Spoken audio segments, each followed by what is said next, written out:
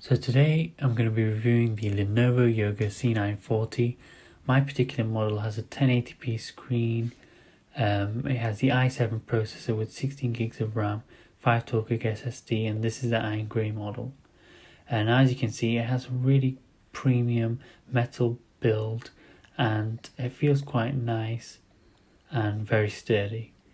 This laptop has a really good 2-in-1 functionality that allows it to be used as a tablet as well as a normal laptop, and then you can even put it in a tent mode, which can sometimes be useful when watching movies.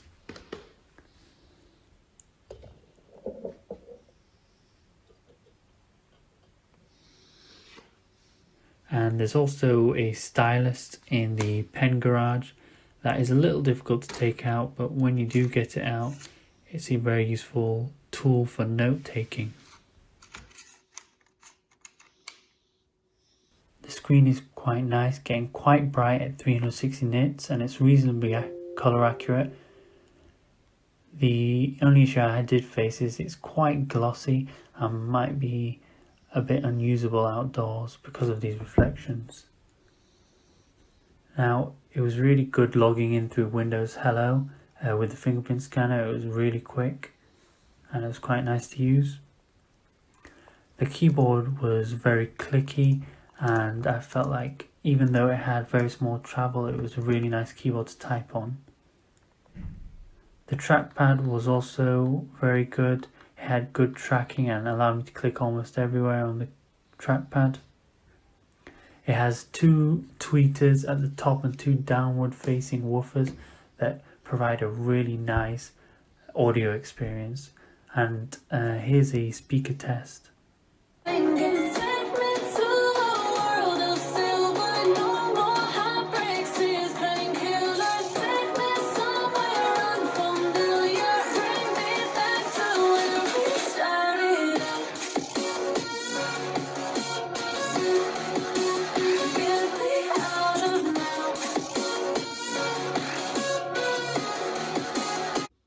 There's no ports on one side, just a power button, and the other ports are listed over here.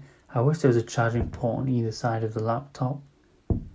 It comes with 165 watt USB-C charger. Battery life has been okay. With general use, general multitasking, you'll probably get around 10 hours. But sometimes I got even higher than this with light tasks. Modern standby hasn't been an issue for me. I haven't experienced severe battery drain as you do with some XPS laptops. There's 3 performance modes: intelligent cooling, extreme performance, and battery saving, and I really like the choice they give. Intelligent cooling keeps your laptop quiet most of the time.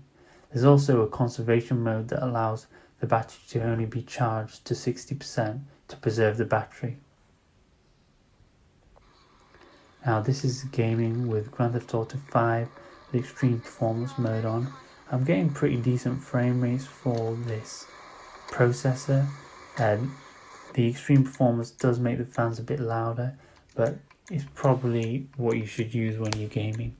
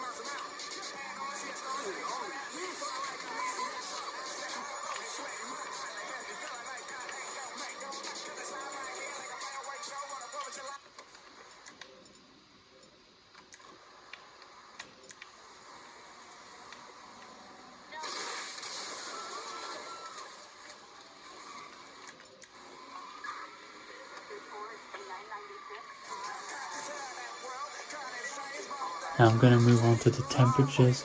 This laptop does get quite hot. As you can see, it gets up to 99 degrees.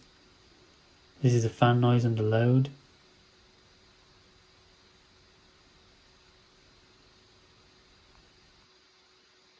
It gets really hot around these areas when you're gaming, so you probably want to use an external mouse and keyboard or a controller.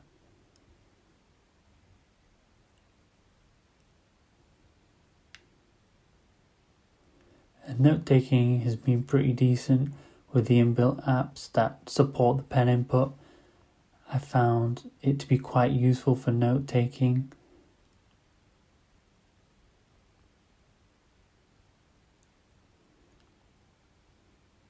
As you can see, there's no input lag that I found. I also tested out OneNote, which seemed to work pretty well. I often use the eraser button, which is a button on the pen, to rub out what I write, and this was quite handy.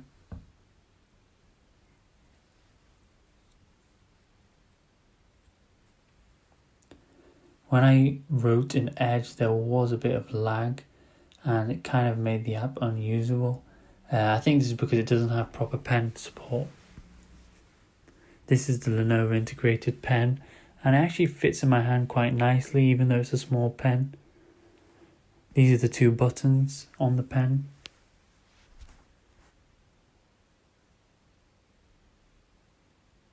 The laptop does have quite sharp edges and it can be uncomfortable to type on. And I've also had some issues with Bluetooth disconnecting when I had my headphones on 2.4 GHz Wi-Fi connection.